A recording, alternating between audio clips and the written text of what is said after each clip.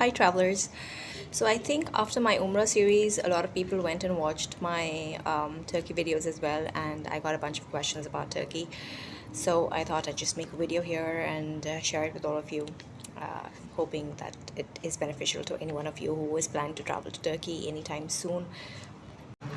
So the first thing I did when traveling to Turkey was download a map of Istanbul. I was traveling only to Istanbul, but if you are traveling to other cities, you might want to download the maps of those cities as well. It helps with moving around, and you will never get lost, even if you don't have internet.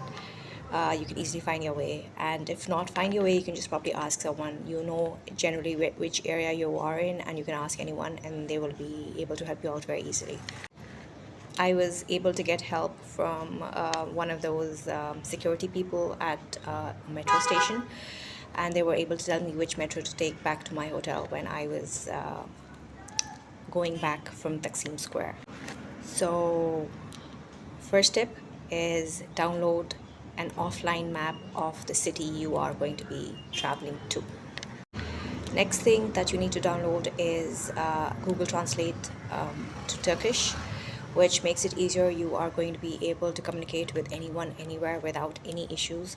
Just take out your Google Translate, and because you've already downloaded it and you've downloaded the Turkish version, you will be able to translate from English to Turkish very easily. You can make the other person listen to what you're trying to say, or you could probably just type it and show it to them, and they will be able to read and help you out. So in a country like Turkey where they don't speak English much, it's the best way to go about. In Istanbul, particularly, I found that there were a lot of English speaking people, be it shops. So, if you're going shopping, you will be able to find someone or the other who is speaking in English. If you go to restaurants, they have a general knowledge of English. They can communicate a bit and explain things to you, so you don't have to worry too much.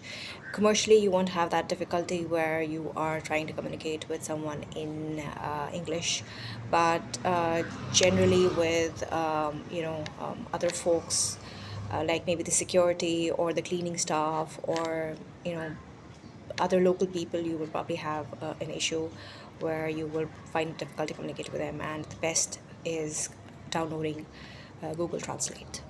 Next up, I know a lot of people say that you should learn a bunch of Turkish phrases where it is understandable that you want to communicate to the Turkish people in their own language. But I think the best phrases are just hello, hi, how are you, and thank you. But asking a shopkeeper ni kadar, which is how much is this for, or what is the price for this, is kind of not the best tip, because if they respond to you in Turkish numbers, you will draw a blank because you have no idea about Turkish numbers. So unless you're well versed in understanding Turkish numerals, there is no point of asking someone in Turkish how much a certain thing is, because they're probably going to respond to you in Turkish and you will have no clue. So just be vigilant about that. And lastly, this is a foodie's tip. When you're ordering shawarma, which you most likely will because Istanbul's famous for it, and if you're ordering a lamb shawarma, which I would highly recommend because the quality of lamb is absolutely amazing, and if you don't have lamb in your own home country but you want to try it out, Turkey is the best place because they have the best lamb shawarmas ever. The thing about shawarmas there is that they measure or they weigh the meat when they're adding it to your wrap. And when they're measuring it, the price differs. So some places they will outright ask you what grammage of meat you want in your sandwich.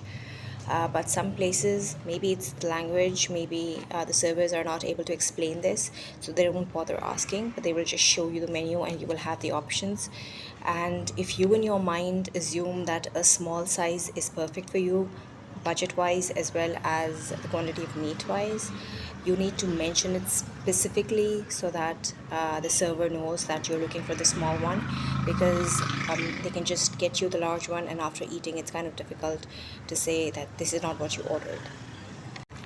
We did have that issue, and it was towards the end of our trip, so we were pretty much out of our liras, and fortunately it was not too much out of budget, but we figured that it was kind of our own fault. We did not specify what grammage we wanted in the shawarma, and our server just assumed to bring the large one because I guess he was trying to upsell or maybe just scam us.